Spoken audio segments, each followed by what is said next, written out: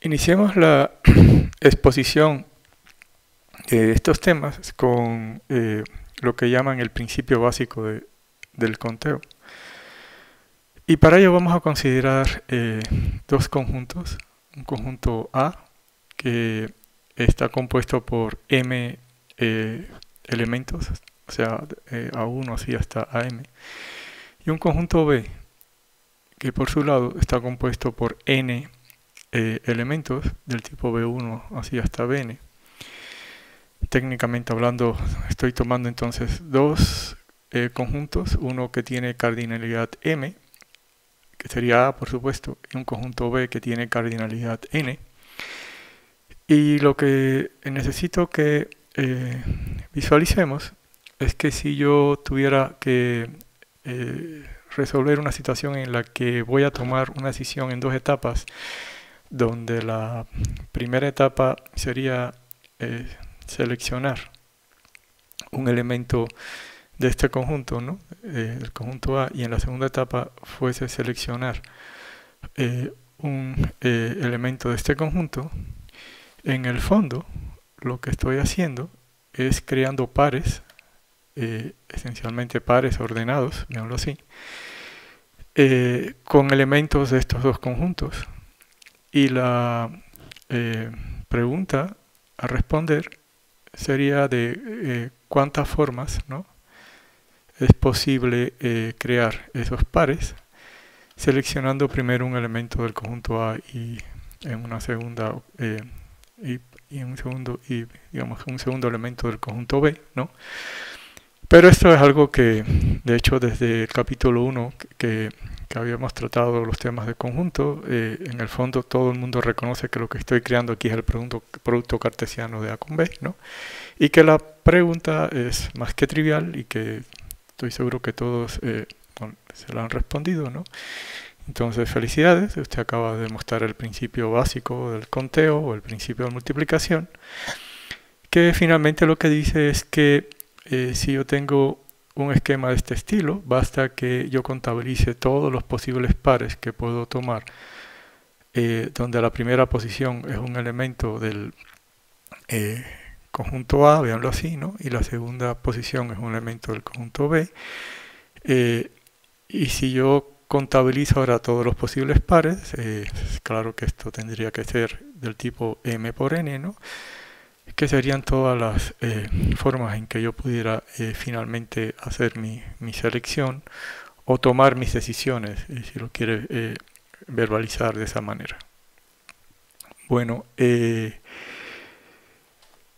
esto nos permite entonces responder cosas como la siguiente. Imagínense que ahora estamos considerando un salón de juntas o de reuniones en las que se encuentran, digamos, por lo pronto unas 10 personas, ¿no?, que están en una ciudad o que provienen de un entorno donde se han usado tres tipos de vacunas, digamos, vacuna tipo A, vacuna tipo B, vacuna tipo C. Y sabemos que a lo sumo un individuo recibió dos aplicaciones de cualquiera de esas dos vacunas, ¿no?, para completar su esquema de vacunación por lo pronto, digámoslo así, ¿no? Y la pregunta que nos queremos hacer en una primera instancia es cuántas configuraciones de esquemas de vacunas son posibles encontrar ahora en ese salón de juntas. Si, por ejemplo, en un primer caso no se permitió que se combinaran las vacunas.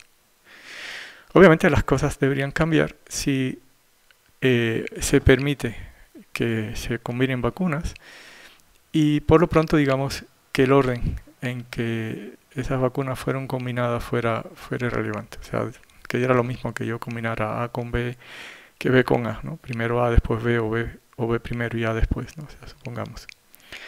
Bueno, no siempre del planteamiento, digámoslo así, original del problema es evidente la posibilidad del uso del principio de multiplicación que acabamos de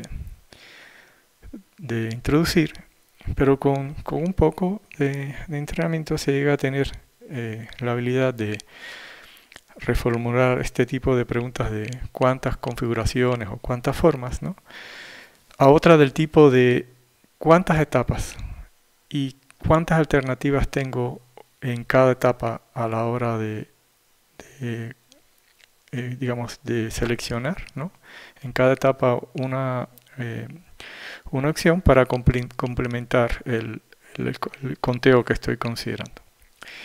Entonces, para que veamos cómo esto puede funcionar, planteémonos por lo pronto la primera interrogante de este problema, que asumía que estoy en un contexto en el que no se pueden mezclar las vacunas, ¿no? Entonces, aquí lo que me permite ahora sí traducir el problema original en un problema en el que voy a poder usar el principio básico de conteo o de multiplicación es considerar a cada individuo como una etapa.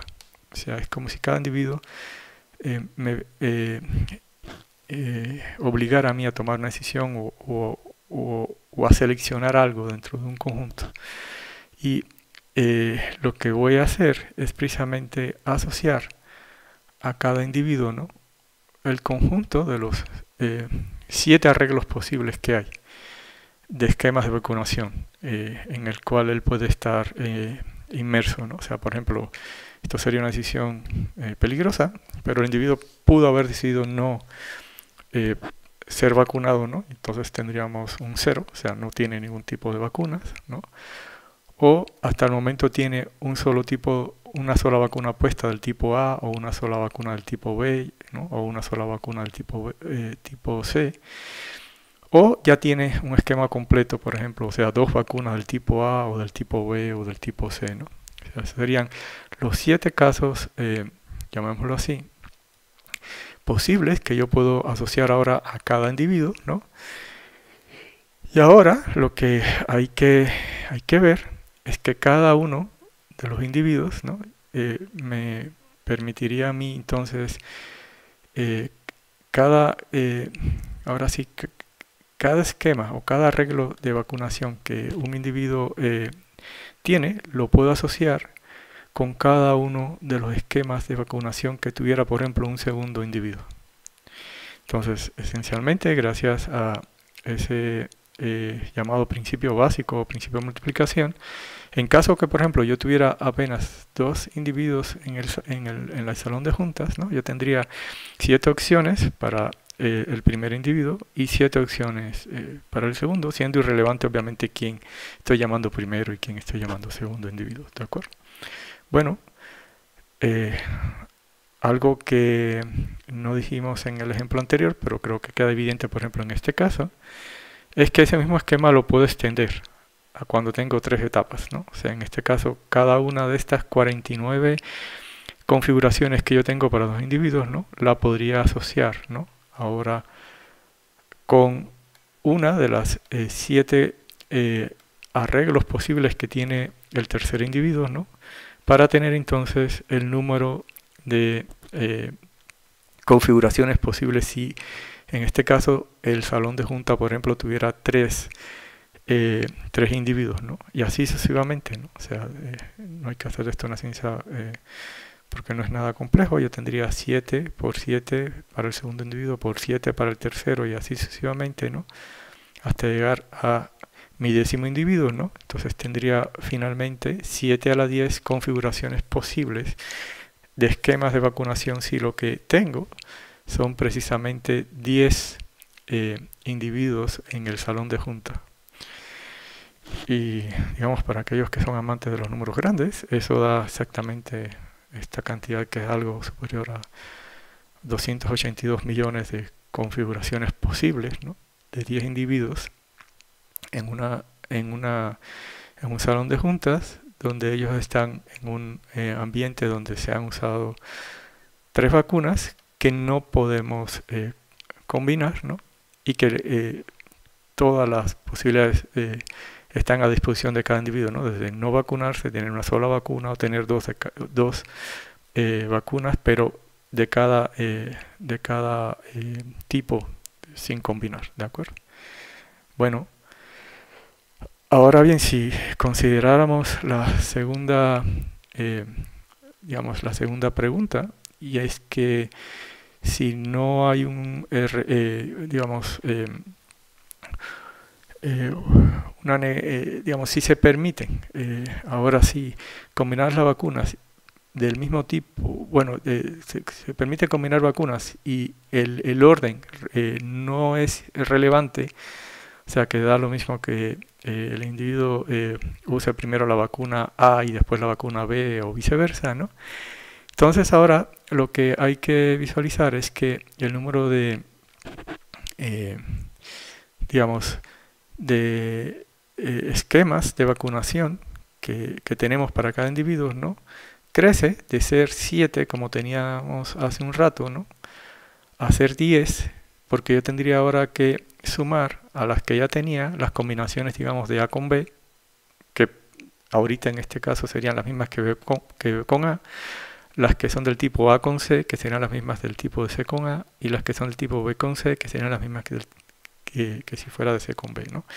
Y eso obviamente ahora introduce una variación a la hora de usar el principio básico de multiplicación, porque yo tendría en este caso no que multiplicar 7 por 7 así sucesivamente hasta completar 7 a la 10, sino tendría que multiplicar 10 por 10 por 10 así hasta completar los 10 individuos, que obtendría de ese modo 10 a la 10, que obviamente es un número mucho más grande que el anterior, ¿no?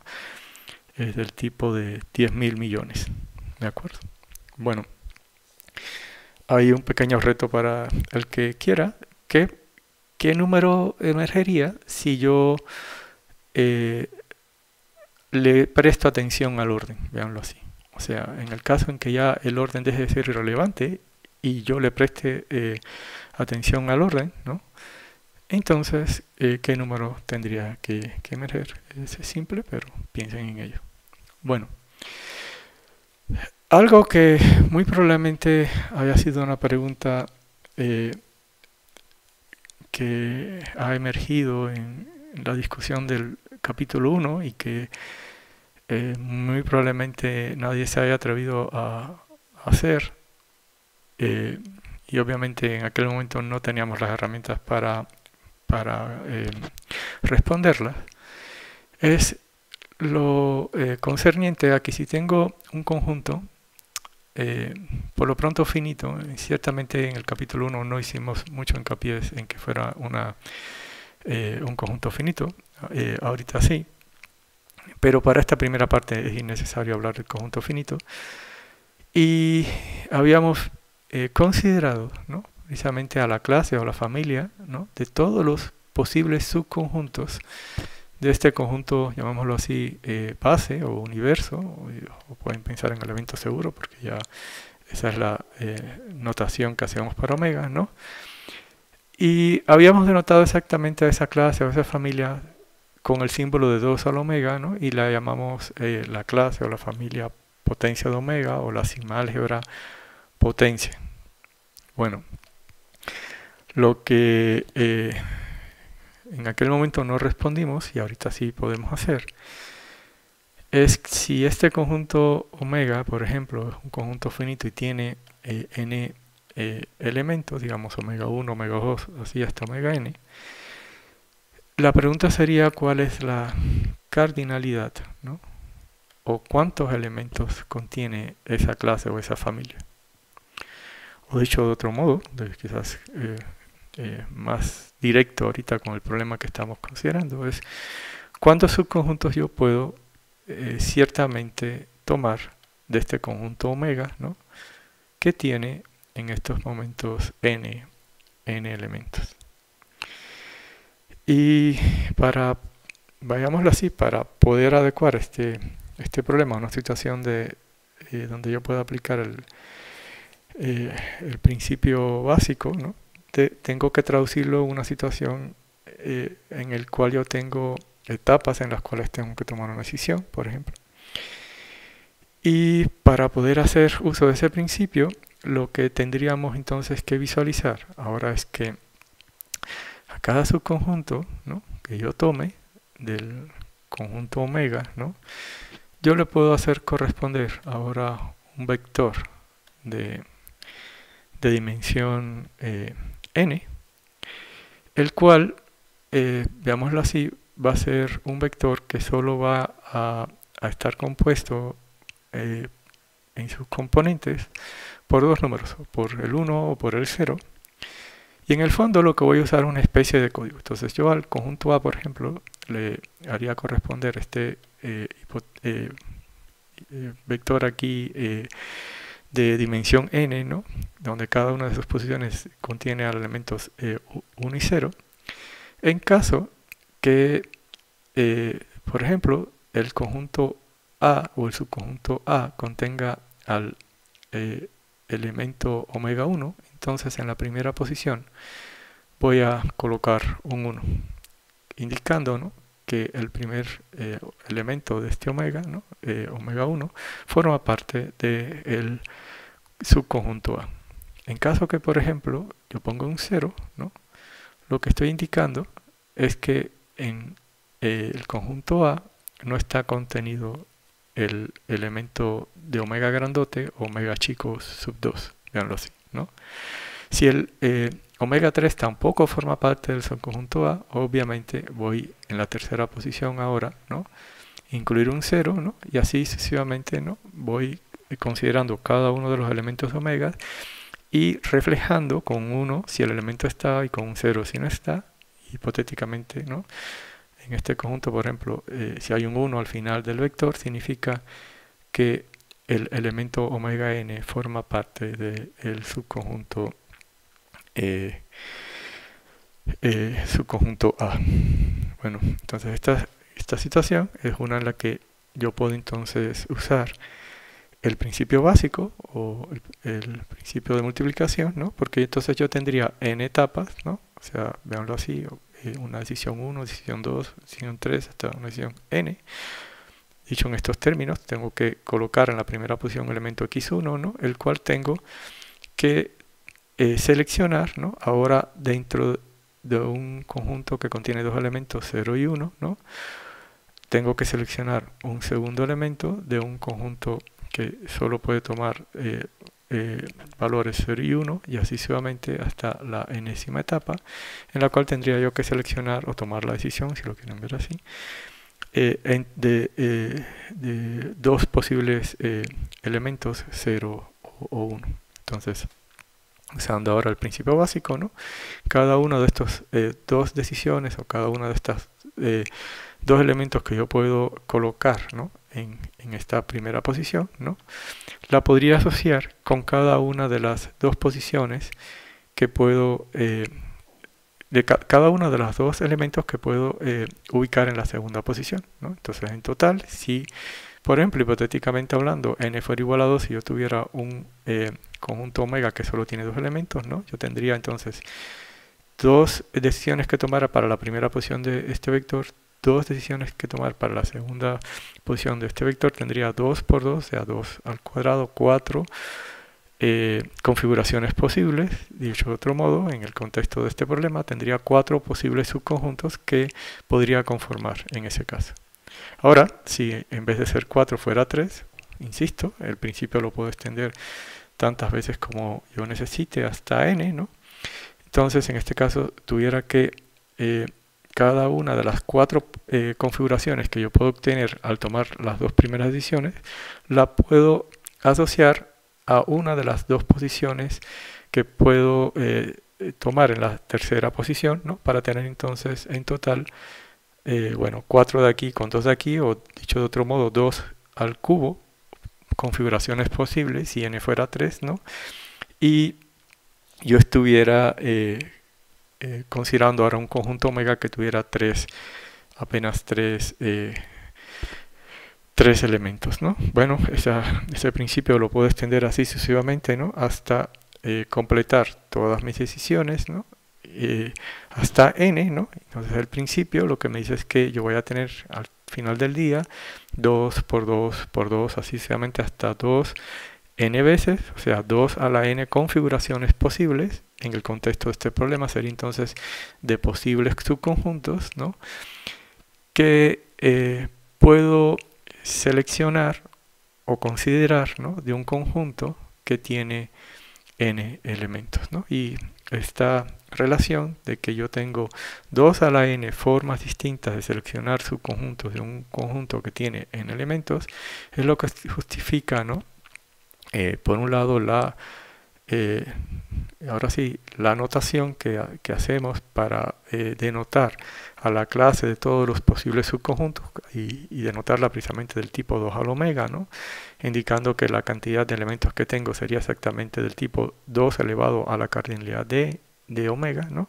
Y también ahora sí, la terminología que usamos para denotar a esa clase, ¿no?, como la potencia, la clase potencia de omega, o bueno, el conjunto potencia.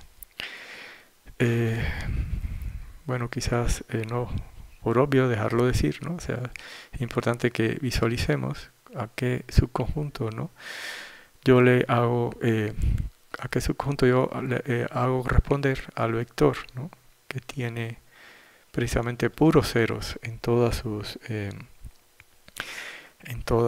las posiciones, veámoslo así, ¿no? Bueno,